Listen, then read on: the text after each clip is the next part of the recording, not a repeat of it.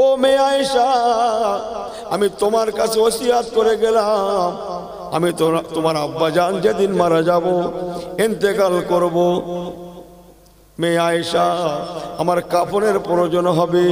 ওই দিন ওই সময় তুমি জানো নতুন কাপড় কিনে এনে আমার কাপড়ের ব্যবস্থা করবে না। কেন জানো আয়েশা? কাপড় পরানো হয় কেবল ইজ্জত ঢাকার জন্যে। নতুন কাপড় মুর্দা ব্যক্তি অপেক্ষা জিন্দা ব্যক্তির জন্য বেশি বেশি প্রয়োজন। তাহলে খামাকা নতুন কাপড়ের কাফনের বাহাদুরি দেখিয়ে কি হবে? আয়েশা রে, নতুন কাপড় আমায় দেবে না, বরং আমি তোমার আব্বাজান যে কাপড়ে ইন্তেকাল করব ওই কাপড়টাকে অন্য কাপড় দিয়ে আমার শরীরটাকে ঢেকে রেখে, অন্য কাপড় দিয়ে আমাকে ঢেকে রেখে পরনার কাপড়গুলোকে পরিষ্কার করে ওকে দিয়েই আমার কাপড়টা সমাধা করে দেবে। ও মেয়ে আয়েশা, মনে রেখে দিও মা, নতুন কাপড় মুর্দা ব্যক্তি অপেক্ষা জিন্দা ব্যক্তির জন্য অনেক অনেক বেশি প্রয়োজন। কি হিসাব তাদের, কথা বুঝছেন?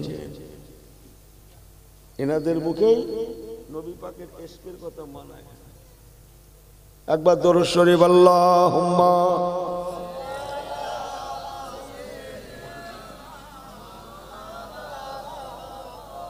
ওয়া আলা আলি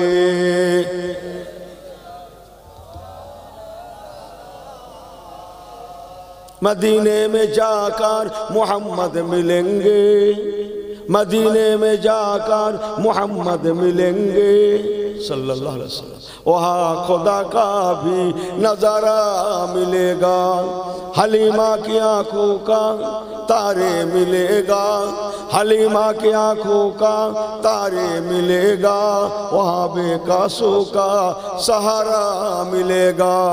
अल्लाहुम्मा। खूब सुंदर पढ़ुन वाला आले।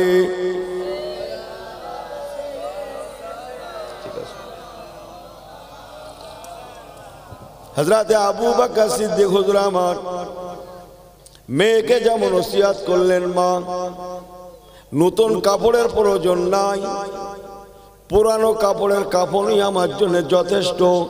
অথচ ব্যক্তিটাকে, কথা বলেন, আমার নবী পাকের পরে যার দরজা, হ্যাঁ, আরব গভর্নর, আরব আরব গভর্নর, উনি বলছেন নতুন কাফন প্রয়োজন নাই, আমার পুরনোটাই আমার জন্য এনাফ। সুবহানাল্লাহ বলবেন না? আমল বোঝেন কাকে বলে? আমল বোঝেন কাকে বলে? হ্যাঁ, কে বলছেন কথাটা? আরব গভর্নর বলছেন, কথা বোঝেন না? হযরত আবু বকর সিদ্দিক রাদিয়াল্লাহু তাআলা আনহু এবার বিশেষ বিশেষ সাহাবীদের বলতে লাগলেন, বাবারা, আমি যেদিন মারা যাব, আমার ইন্তেকাল হয়ে যাবে, আমি আবু বকর, আমার মনের তামান্না, আমার কবরটা যদি রাহমাতুল আলামিন মদিনাওয়ালা হুজুরের রিয়াজুল জান্নাতে নবী পাকের রওজা শরীফের পাশে হয়ে যায়, আমি আবু বকর ধন্য হব। ও বাবা রাসূলুল্লাহ, সাহাবীরা, আমি আবু বকর তাই ওসিয়াত করে গেলাম, আমি যেদিন মারা যাব, ইন্তেকাল হয়ে যাব, ওই দিন ওই সময় আমার লাশ মুবারককে আপনারা গোসল দেবেন, কাফন পরাবেন, গোসল দেবেন, কাফন পরাবেন, জানাজা পড়বেন, কিন্তু না, আমি আবু বকরের জন্য কবরটা যেন খুঁড়বেন না, সব করবেন, কবরটা খুঁড়বেন না। যে কি তামান্না! হযরত আবু বকর হুজুরের কল, আমি আবু বকরের মনের তামান্না, আমার নবী পাকের রওজা শরীফের পাশে যদি আমার কবরটা হয়ে যায়, তাই আপনাদের ঘরে বলে গেলাম আমার লাশটা জানাজা পড়িয়ে খাটিয়াটা নিয়ে আল্লাহ নবীর দরবার শরীফে রওজা শরীফের গেটের বাইরে রেখে আদবের সঙ্গে ছোট ছোট ভাষায় আমি আবু বকরের তরফ থেকে আমার রাহমাতুল আলামিন নবী কামলিওয়ালাকে আমার সালামটা পৌঁছে দেবেন। ও রাসূলের সাহাবায়ে কেরামেরা, আমি আবু বকর সিদ্দিকের আখেরি সালামটা পৌঁছে দেবেন। আর বলবেন হুজুর আপনার আবু বকর সিদ্দিক ইন্তেকাল করেছেন, কোন আবু বকর জানেন? বাবারা মনে রেখো, আমি আবু বকর সিদ্দিকের নামটা নবী পাকের দরবারে শোনাবে, তবে শোনাতে গিয়ে যেন আমার কোন আমলের বাহাদুরি যেন দেখাতে যাবে না। কেবল সাদামাটা ভাষায় বলবে হুজুর সেই আবু বকর ইন্তেকাল করেছেন যাকে আপনি সঙ্গে করে নিয়ে হিজরত করেছিলেন। মদিনা যাওয়ার পথে গারে সুরে যখন অবস্থান করেছিলেন, ওই সময় গারে সুরের মধ্যে যে আবু বকর সিদ্দিকের উরুর উপরে মাথা মোবারক রেখে নবী গো আপনি একটু ঘুমিয়ে গিয়েছিলেন, সেই আবু বকর ইন্তেকাল করেছেন। খবরদার আমার অন্য কোনো আমলের পরিচয় দিয়ে বাহাদুরি দেখাতে যাবে না। কেবল এইটুকু বলে বলবে হুজুর উনি আপনাকে সালাম বলেছেন, উনি আপনাকে দোয়া করতে বলেছেন, সারা জীবন আপনার পাশে পাশে ছিলেন, মরণের পরেও আপনার পাশে থাকতে চান, এই আশায় আপনার পাশে একটু কবরের জায়গা চেয়েছেন। হযরত আবু বকর সিদ্দিক নবী পাকের সাহাবায়ে কেরামদেরকে ওসিয়াত করতে লাগলেন, বাবারা আল্লাহ নবীকে বলবেন হুজুর আপনার রওজা শরীফের পাশে কয়েকটা কবরের জায়গা ফাঁকা পড়ে আছে, যদি আপনি আপনার পাশে আবু বকর সিদ্দিকের কবর হওয়াটা পছন্দ করেন, পছন্দ করেন, তাহলে আপনি হায়াতুন নবী জিন্দা নবী নূরের হাতখানা লম্বা করে দিয়ে আপনার রওজা শরীফের গেটটা খুলে দেন, অথবা আল্লাহ পাকের কাছে দোয়া করুন যেন আল্লাহর তরফ থেকে আপনার রওজা শরীফের গেটটা আপনি খুলে যায়। ইয়া রাসূলুল্লাহ হাবিবাল্লাহ, হযরত আবু বকর সিদ্দিক বলে দিয়েছেন আপনারা কেউ যেন রাসূলুল্লাহর রওজার গেটটা খুলবেন না। খাটিয়াটা রেখে সালাম দিয়ে কথাগুলো বলে দাঁড়িয়ে দাঁড়িয়ে দরুদ সালাম পড়বেন, ইন্তেজার অপেক্ষা করবেন। যদি আপনারা দেখেন নবী পাকের রওজা শরীফের গেটটা নবী পাক নিজে নূরের হাত লম্বা করে দিয়ে নিজে হাতে খুলে দিয়েছেন, অথবা আল্লাহর তরফ থেকে আপনি খুলে গিয়েছে, তাহলেই আদবের সঙ্গে নবী পাকের রওজা শরীফের পাশে আমি আবু বকরের জন্য কবরটা খুঁড়ে আমাকে দাফন দেবেন। আর যদি আপনারা দেখেন আল্লাহ নবী রওজা শরীফের গেটটা খুললো না, হুজুর খুলে দিলেন না, আল্লাহর তরফ থেকে খুললো না, তাহলে আমার খাটিয়াটা ফিরত এনে মদিনা সাধারণ কবরস্থান জান্নাতুল বাকিতে দাফন করে দেবে। অস্তা যখন জুড়লাম একটু বাড়িয়ে দেব কি আর একটু বলবো? হ্যাঁ, একবার তাকবীর দাও তো, নারে তাকবীর, জান ভরে বলেন তো নারে তাকবীর। হযরত আবু বকর হুজুর দুনিয়া থেকে চলে গেলেন, সবাই বলুন ইন্না লিল্লাহি ওয়া ইন্না ইলাইহি রাজিউন। ওনার ওসিয়াত মোতাবেক লাশ মোবারক গোসল হয়ে গেল, কাফন হয়ে গেল, এবার জানাজা হবে। কে জানাজা পড়াবেন? আহা, জানাজা পড়িয়েছিলেন, ইমামতি করেছিলেন আমিরুল মুমিনিন খলিফাতুল মুসলিমিন ইসলাম জামানার দ্বিতীয় খলিফা হযরত ওমর ফারুক রাদিয়াল্লাহু তাআলা আনহু। উনি হচ্ছেন হযরত আবু বকর সিদ্দিক হুজুরের জানাজার ইমাম। আহা, হযরত ওমর আবু বকর হুজুরের জানাজার ইমাম। খাটিয়া নিয়ে চলেছে, এক সময় আল্লাহ নবী রওজা শরীফের গেটের কাছে খাটিয়াটা রাখা হলো। খুব ভালো করে শুনেলেন ও আমার পেয়ারা ভাইয়ারা, হাজার হাজার সাহাবী আছেন, কিন্তু না কোন সাহাবী সাহস করেন না, কোন সাহাবীর সাহসে কুলায় না। হযরত আবু বকর সিদ্দিকের কথাগুলা আল্লাহ নবীর দরবারে কে শোনাবে? আবু বকর হুজুর বলেছিলেন, আমার খাটিয়াটা রেখে বলবেন, আমার নবীকে সালাম দিয়ে বলবেন, হুজুর আপনার আবু বকর সিদ্দিক ইন্তেকাল করেছেন।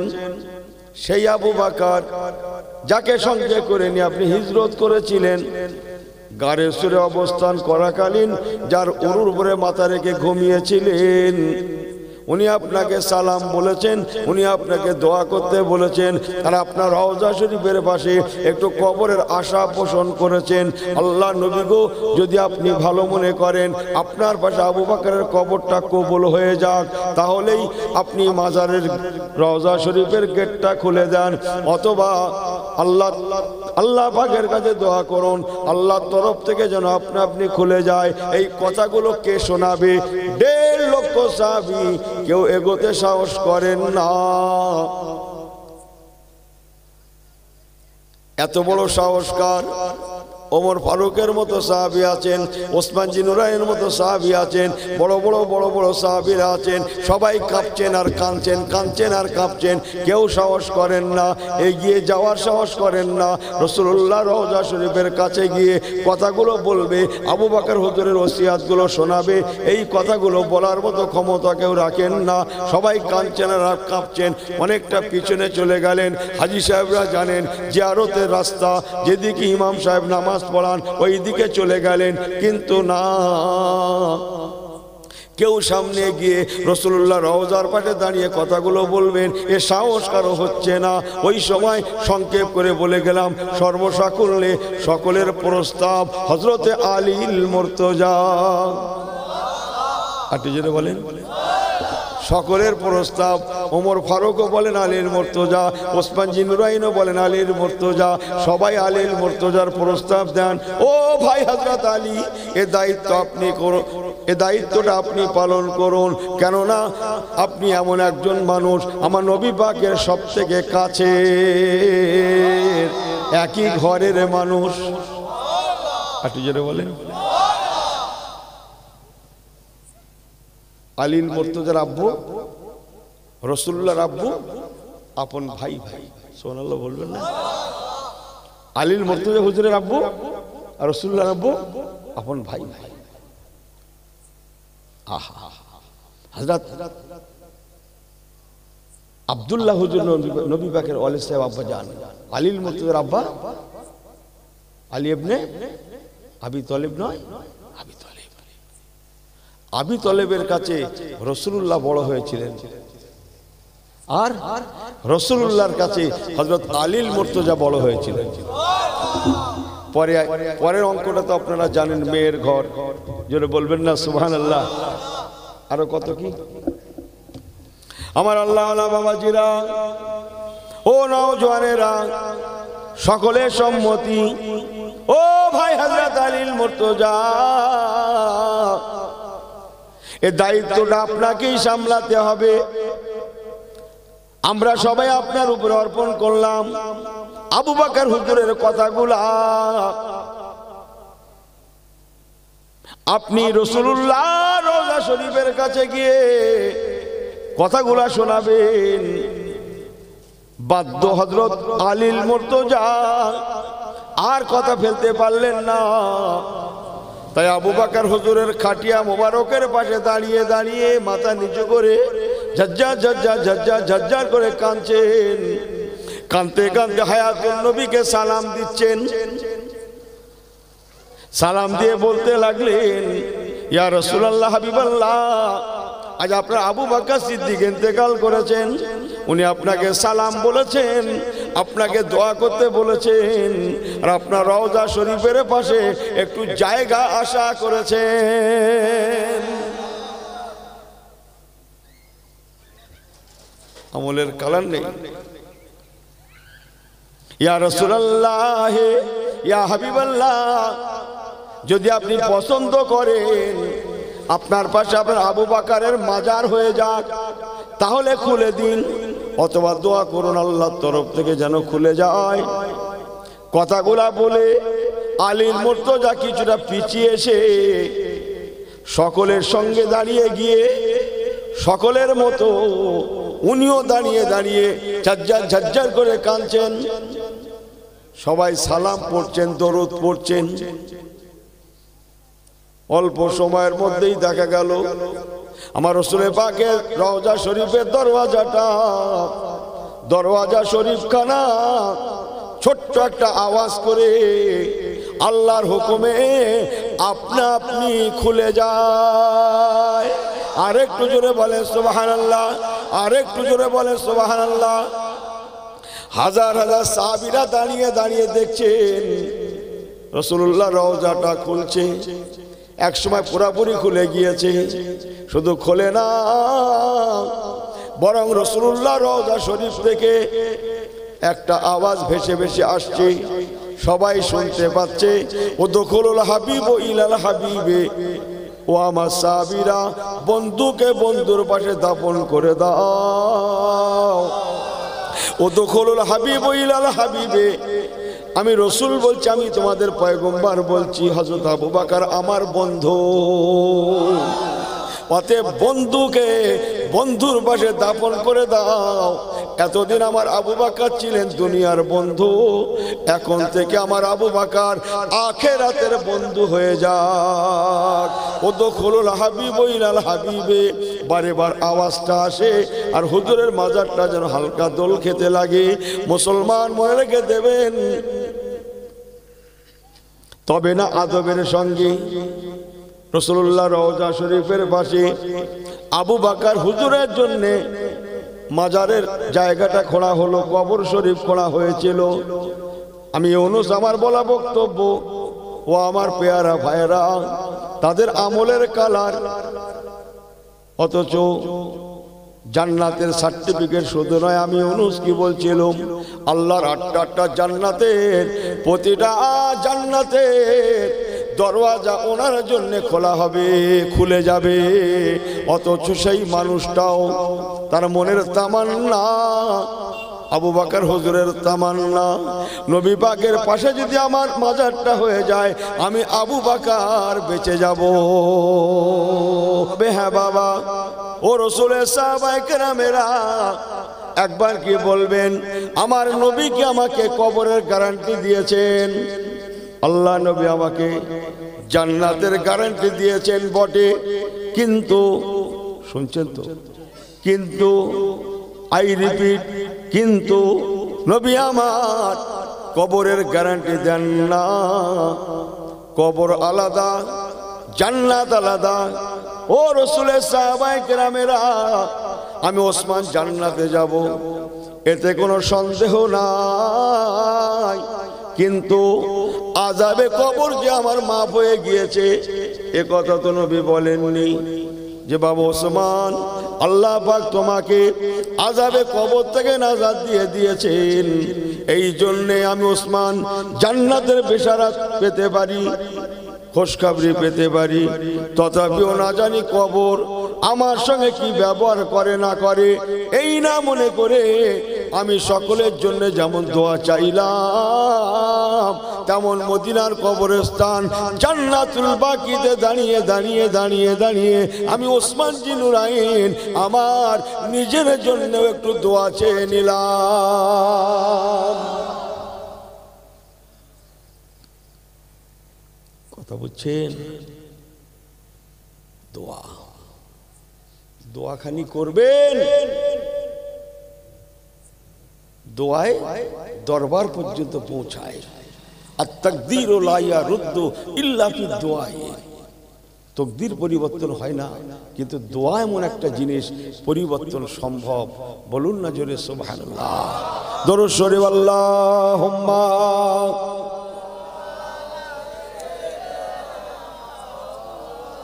ওয়া আলা আলি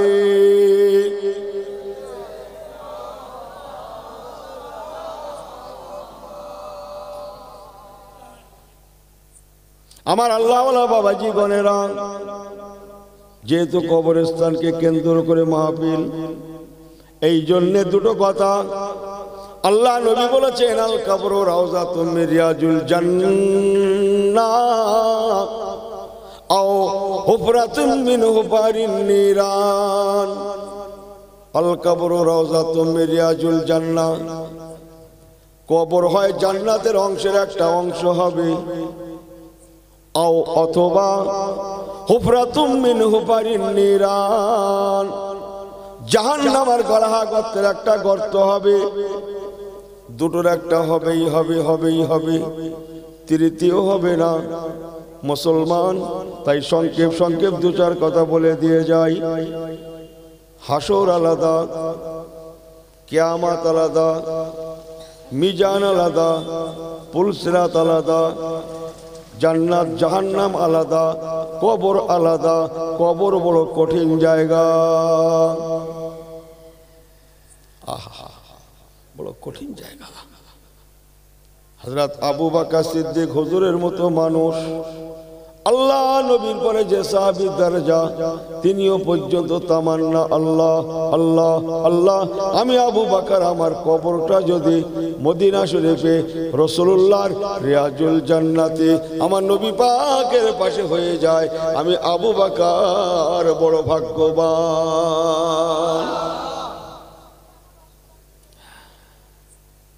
দোয়া চাইছেন, আল্লাহ আমার কবরটা যেন রাসূলুল্লাহর পাশে হয়ে যায়। জোরে বলবেন না? আল্লাহ কবুলও করলেন। কথা ঠিক কি না? একটু কি 2 মিনিট বাড়িয়ে দেবো কথাটা। হযরত আবু বকর হুজুর নবী পাকের পরেই জান্নাত যা, সুবহানাল্লাহ বলবেন না? আল্লাহ নবী বলেছিলেন, ও আমার সাহাবায়ে কেরামেরা, আমার সাহাবীদের মধ্যে এমন একজন সাহাবী আছেন, আমার 1.5 লক্ষ সাহাবীর মধ্যে এমন একজন সাহাবী আছেন, যে সাহাবীর জন্য আল্লাহ পাকের প্রতিটা জান্নাতের প্রতিটা দরওয়াজা খুলে যাবে, প্রতিটা দরওয়াজা দিয়ে আমার সেই সাহাবীকে ওয়েলকাম, সুস্বাগতম জানানো হবে। সুবহানাল্লাহ বলেন। ডেকে পাঠানো হবে, সমস্ত দরওয়াজা তাকে ডাকতে লাগবে, হুজুর আপনি আসুন, হুজুর আপনি আসুন, আমি দরওয়াজা আমাকে দিয়ে প্রবেশ করুন। আল্লাহ পাকের 8টা জান্নাতে যত শত, যত হাজার, যত লক্ষ দরওয়াজা থাকবে, সমস্ত দরওয়াজা আবু বকর হুজুর এমন একজন সাহাবী, ওনার জন্য ওপেন হয়ে যাবে।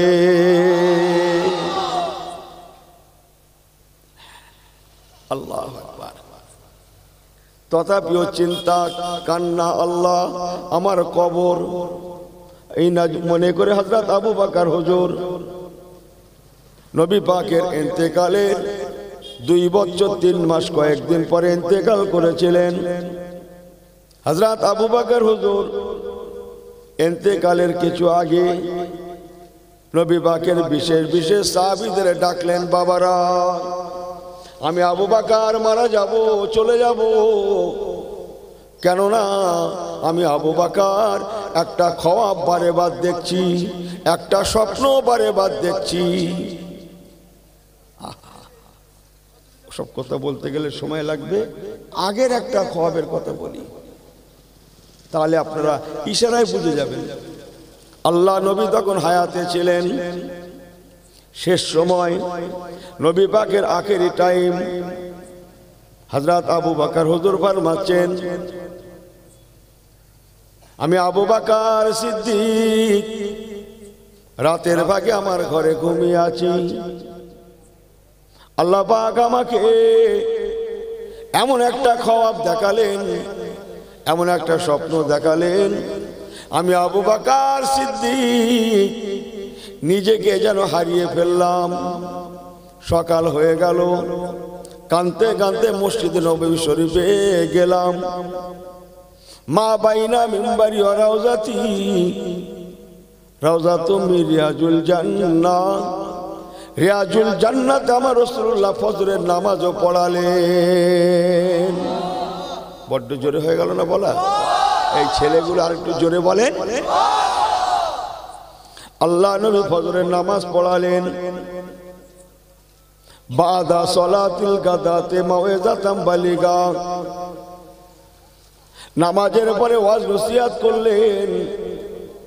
এবার হুজুর বলতে লাগলেন, বাবারা যদি কেউ কোনো স্বপ্ন দেখে থাকো, খ্বাব দেখে থাকো, বলো, আমি রাসূলুল্লাহ তার তাবির করে দেব, মানে ব্যাখ্যা করে দেব। ইনি বলেন, উনি বলেন, তিনি বলেন, ইয়া রাসূলুল্লাহ হুজুর আমি এই স্বপ্ন দেখেছি, ইয়া রাসূলুল্লাহ হাবিবাল্লাহ আমি এই খ্বাব দেখেছি। এমন করে করে ইনি, উনি, তিনি বলেন। লেকিন আবু বকর হুজুর কিছু বলেন না, কিন্তু বলতে চাইছেন। এক সময় মজলিস শেষ হয়ে যায়, সাহাবায়ে কেরাম গণেরা সবাই নবী পাকের দরবার থেকে বিদায় নিয়ে চলে গেলেন। আছেন মাত্র কয়েকজন সাহাবী, খোলাফায়ে রাশিদিন। হযরত আবু বকর হুজুর অন্যতম। ওই সময় হযরত আবু বকর হুজুর আমার নবী পাককে বলেছিলেন, ইয়া রাসূলুল্লাহ, ইয়া হাবিবাল্লাহ, হুজুর আমি আবু বকর কাল রাত্রে একটা খ্বাব দেখেছি, একটা স্বপ্ন দেখেছি। আল্লাহ নবী বললেন, আপনি আবার কি খ্বাব দেখলেন? হযরত আবু বকর সিদ্দিক বলেছিলেন, ইয়া রাসূলুল্লাহ, ইয়া হাবিবাল্লাহ, আমি খ্বাবে দেখলাম একটা অজানা অচেনা পথ, অজানা অচেনা রাস্তা। ওই রাস্তায় কোনো পথিকে নাই, আছে মাত্র দুজন, হুজুর আমি আর আপনি। ইয়া রাসূলুল্লাহ, ইয়া হাবিবাল্লাহ, ওই পথের পথিক আমরাই মাত্র দুজন। তবে আমি দেখলাম আপনি আমার আগে আগে চলেছেন, আমি আবু বকর আপনার পিছনে পিছনে চলেছি।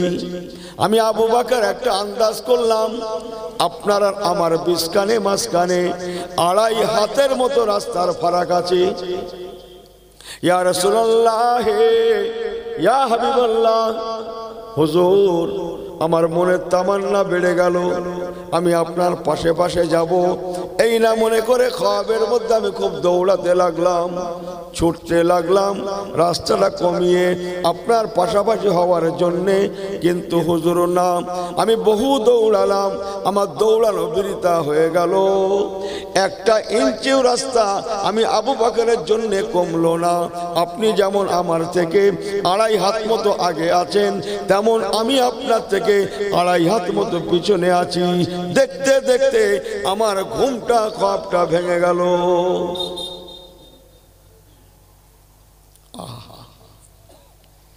আল্লাহ নবী কেঁদে ফেললেন।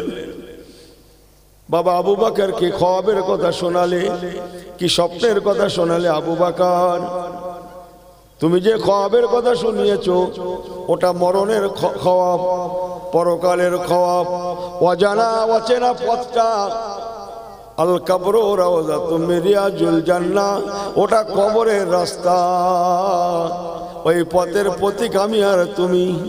বাবা আবু বকর, তবে শুনে নাও, আমি তোমার আগে, তুমি আমার পরে, মাঝখানে 2.5 হাতের মতো ফারাক। এর মানে কি জানো বাবা? আমি রাসূলুল্লাহ আপনার আগে আগে চলে যাব, আমার ইন্তেকাল হয়ে যাবে, আর আমার পরে আপনার ইন্তেকাল হবে। যতটা সম্ভব আপনার আর আমার ইন্তেকালের মাঝখানে 2.5 বছরের মতো ফারাক হয়ে যাবে।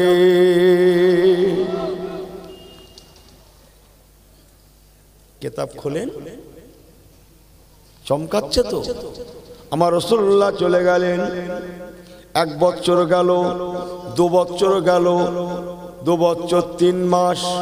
কয়েকদিন পরে হযরত আবু বকর হুজুর আল্লাহ দুনিয়া থেকে পর্দা নিয়েছিলেন। পড়ুন ইন্না লিল্লাহি, জবান খুলে ইন্না লিল্লাহি ওয়া ইন্না ইলাইহি রাজিউন। একটু বলে যাই, মুসলমান আবু বকর হুজুর চলে যাবেন বুঝতে পেরে গেলেন।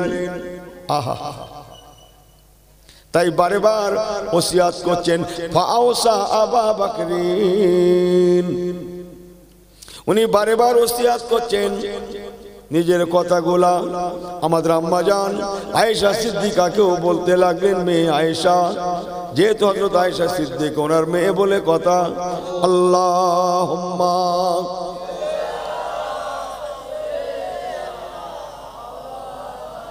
ওয়া আলা আলি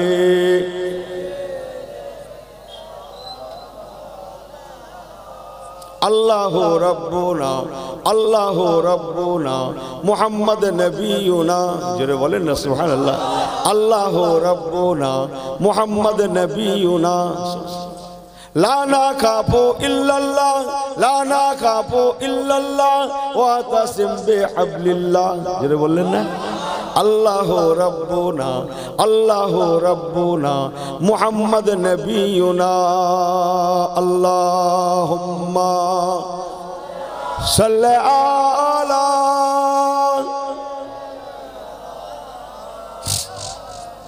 খুব জোরে ওয়ালা আলে সাইয়্যিদিনা, আল্লাহু রাব্বুনা আল্লাহু রাব্বুনা মুহাম্মদ নবিয়ুনা, লা নাখাফু ইল্লাল্লাহ লা নাখাফু ইল্লাল্লাহ ওয়া তাসিম বিহাবলিল্লাহ। একটু জোরে বলেন, একটু জবান খুলে বলেন। قال الله في القرآن قال الله في القرآن الملك للرحمن الملك للرحمن لا نخاف إلا الله لا نخاف إلا الله واعتصم بحبل الله نقيم في دين الله نقيم في دين الله لا إله إلا الله الله ربنا الله ربنا محمد نبينا اللهم صل على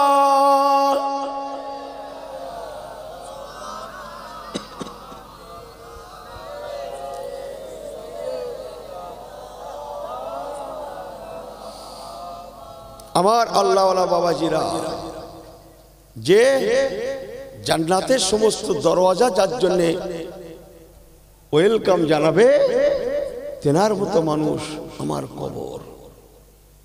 কি করলাম, কি করেছি? ফিরে আসেন, ফিরে আসেন, তওবা করি, তওবা করেন। মরতে হবেই হবে, জন্মিলে মরিতে হবে। অমরকে কথা কবে, কেউ অমরত্ব লাভ করতে আসে নি। আজরাইল ফেরেশতা জান কবজ করে না, কথা বলেন না কেন আপনারা? আজরাইল ফেরেশতা জান কবজ করে তো শুনেছেন তো নাকি? আজরাইল ফেরেশতারও পর্যন্ত ছাড়া হবে না, তিনিও ছাড় পাবেন না, তারও মওত হবে। কথা বোঝেন? পরের লাইনটা শুনবেন, মওতেরও মওত হবে। আল্লাযী খলাকাল মাউতা ওয়াল হায়াতা লিয়াবলুয়াকুম আইয়ুকুম আহসানু আমালা।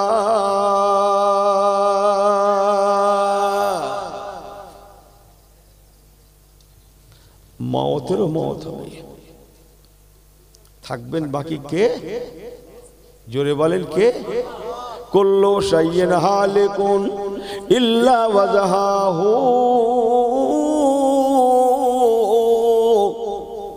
কুল্লু শাইইন হালিকুন, সব হেলাক হয়ে যাবে, মিসমার হয়ে যাবে, তছনছ হয়ে যাবে, কিছু বাকি থাকবে না। ইল্লা ওয়াজহাহু,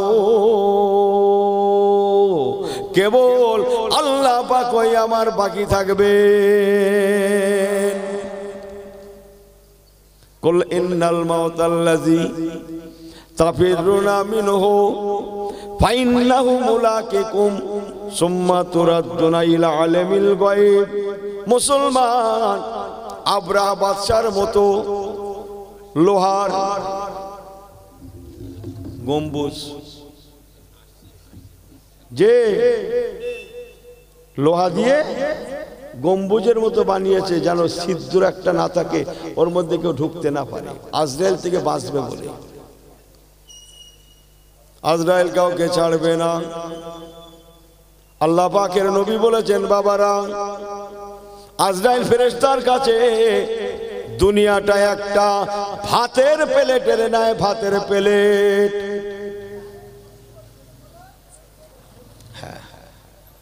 ভাতের প্লেট না হুজুর, একই সময়ে সারা পৃথিবীতে 700-800 কোটি মানুষ, একই সময়ে কত হাজার হাজার লোক মরছে, একা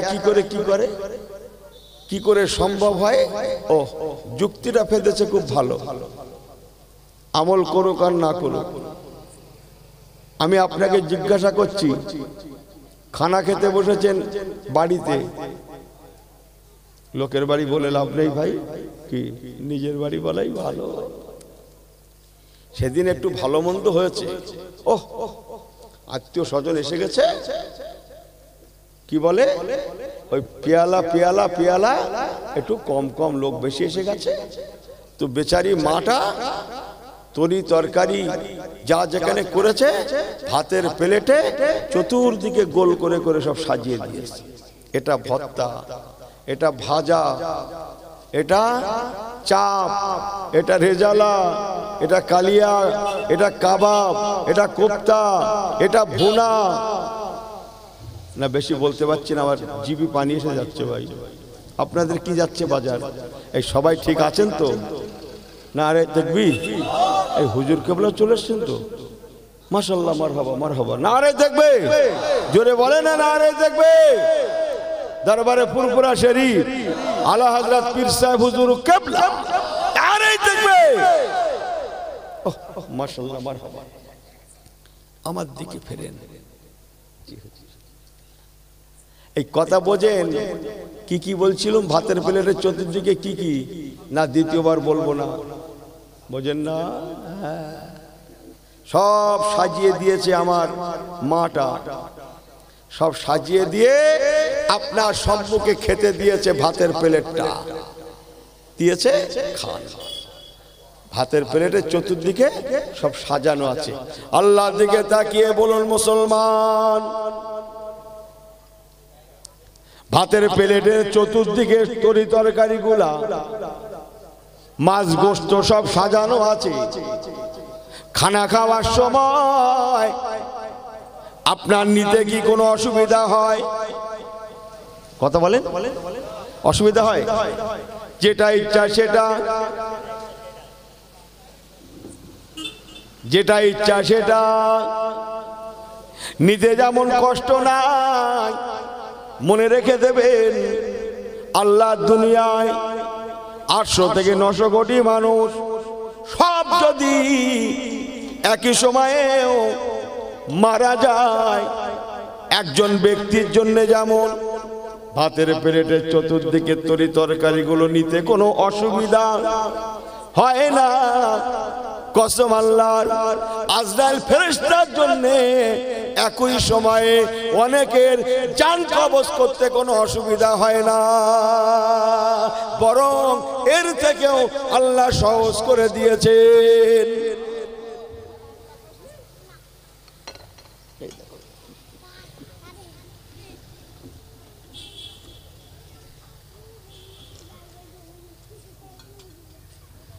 কথা বোঝেন আমার আল্লাহওয়ালা বাবাজিরা? কবর কাউকে ছাড়ে না, আমার কবরটা যেন সুন্দর হয়। আমি সাহাবীদের কথা বললাম, সাহাবীদের পরের দরজা ইমাম সাহেব হুজুরগণের 4 ইমাম, ইমামে আজম আবু হানিফা, ইমামে মালিক, ইমাম শাফি, ইমাম আহমদ বিন হাম্বল, ইমামে আজম আবু হানিফা,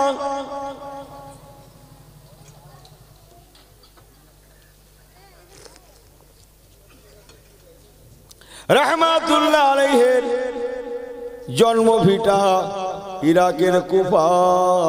এদিক ওদিক করলে ঘরে যাবে না, করছি জীবনী কিনে হবে না, যা ভাবছেন তা নয়, মাফ করবেন আমাকে। ইরাকের কুফা, 4 ইমামের আর এক ইমাম, ইমাম মালিক হুজুরের জন্মভিটা মদিনাতুল মুনাওয়ারা।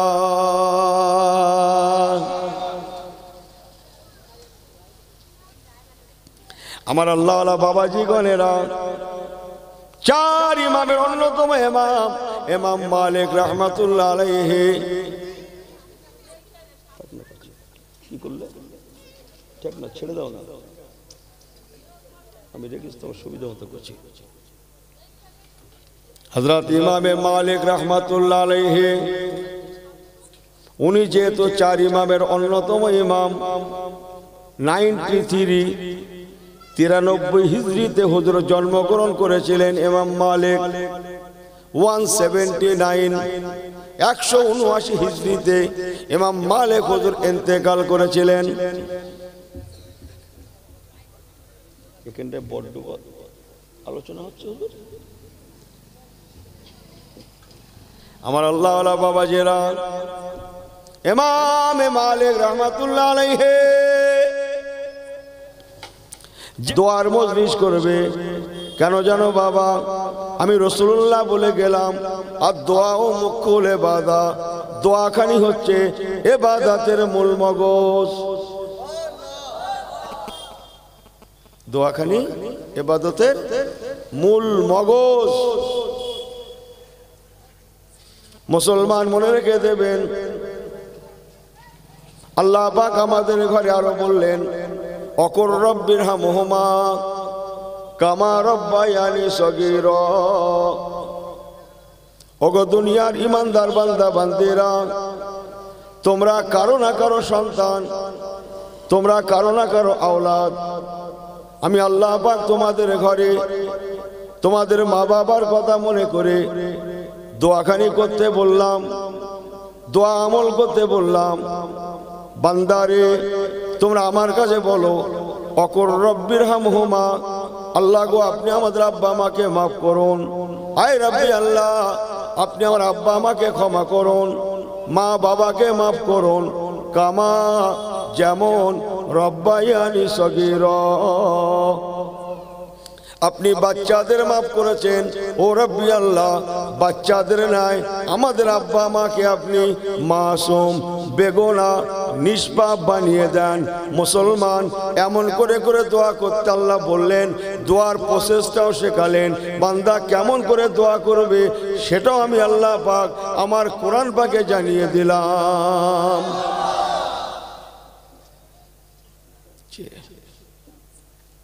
আমি কারো প্রতি হিংসা নিয়ে কোনো কথা বলি না। আমার বক্তব্য জানতে হবে, তারপরে কিছু মন্তব্য করতে হবে। আগে জানবো আদ্যপান্ত, একমুখী একটা কথা শুনে কোনো কথা বলার নেই। বরং আমরা মোবাইলের মাধ্যমে অনেক কিছু শুনছি, আগে ভেরিফাই করতে হবে এটা কোরআন পাকে আছে না নাই, এ কথাটা হাদিসে আছে না নাই, আগে ঠিক করতে হবে। কথা বুঝছেন না মনে হয়? আমার রাসূলুল্লাহ দোয়ারখানি করেছিলেন। মুসলমান মনে রেখে দেবেন, আমার আপনার নবী নূর নবী রাহমাতুল লিল আলামিন জুরুল কবর ফাইন্না তুযাক্কিরুল মাউত, হুজুর আমার হাদিস পাকে বলেছেন, ও আমার সাহাবায়ে কেরামেরা, তোমরা কবর জিয়ারত করবে, কেননা কবর জিয়ারত করলে পরে মওতের কথা মনে আসে। বান্দার অন্তরে যখনই মওতের কথা চলে আসবে, তার থেকে তার গুনাহটা কমে যাবে, আমালুস সালেহ নেক আমলটা তার বেড়ে যাবে।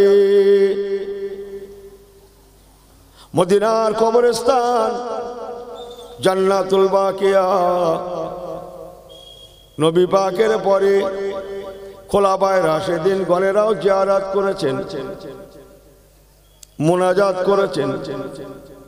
আমিরুল মুমিনিন খলিফাতুল মুসলিমিন খলিফায়ে সালেস ইসলাম জামানার তৃতীয় খলিফা হযরত ওসমান ইবনে আফফান রাদিয়াল্লাহু তাআলা আনহু, যাকে নবী আমার বলেছিলেন, বাবা সাহাবায়ে কেরামেরা, আমার সাহাবীদের মধ্যে হযরত ওসমান এমন একজন সাহাবী, ওসমান ফিল জান্নাহ, আল্লাহ তাআলা আমার ওসমানকে জান্নাতি ওসমান করেছেন। আল্লাহ নবী 10 জন সাহাবীকে জান্নাতের বেশারাত দিয়েছিলেন, খুশখবরি দিয়েছিলেন। তাদের মধ্যে অন্যতম হযরত ওসমান জিন নুরাইন। নবী আমার বললেন ওসমান ফিল জান্নাহ, আমার সাহাবী ওসমান ইবনে আফফান জান্নাতি। আল্লাহ নবী আরো বলেছিলেন, বাবারা, আল্লাহ রহমতের জান্নাতে প্রতিটা নবী আলাইহিস সালামের একজন একজন করে বন্ধু হবে।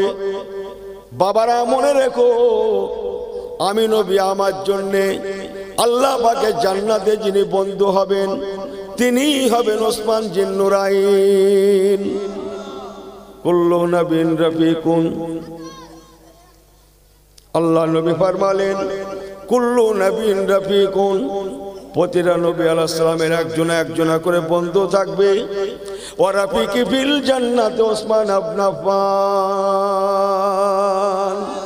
একটু জোরে বলেন। নবী আমার বললেন আল্লাহ রহমতের জান্নাতে আমি রাসূলুল্লাহ যিনি বন্ধু হবেন তিনি হবেন ওসমান জিন নুরাইন, হযরত ওসমান ইবনে আফফান। জি, আল্লাহ রাসূল বলেছিলেন আমি ওসমানকে বড্ড ভালোবাসি। আমি ওসমানকে একটা মেয়ে দিলাম, মেয়েটা আমার চলে গেল, শহীদ হয়ে গেলেন।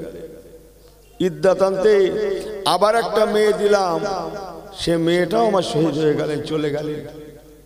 আল্লাহ রাসূল বলেছিলেন বাবারা, আমি ওসমানকে এত প্যার করি, এত ভালোবাসি, আল্লাহ পাক আমি রাসূলুল্লাহকে যদি 40টা মেয়েরও বাপ বানাতেন,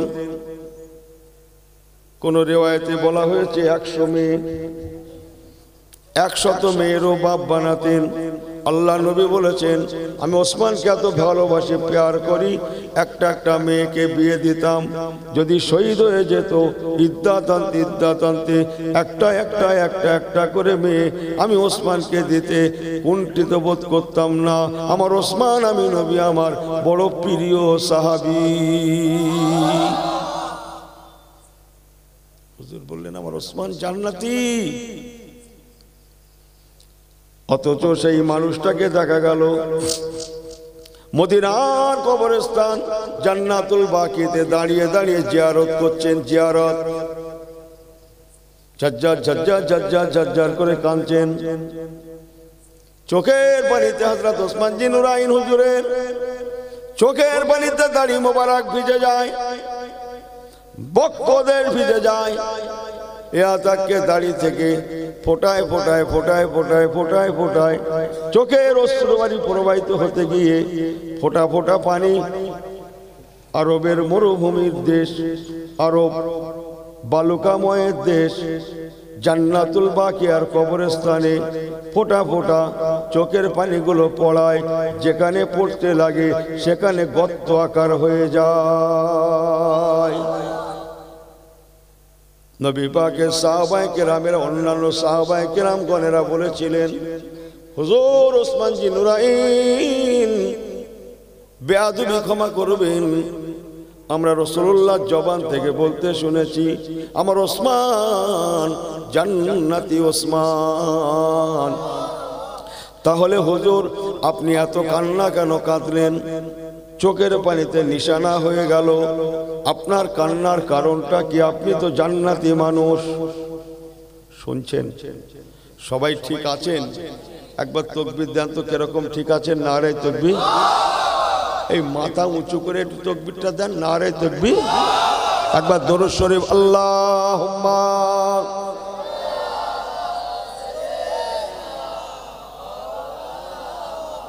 ওয়া আলা আলি।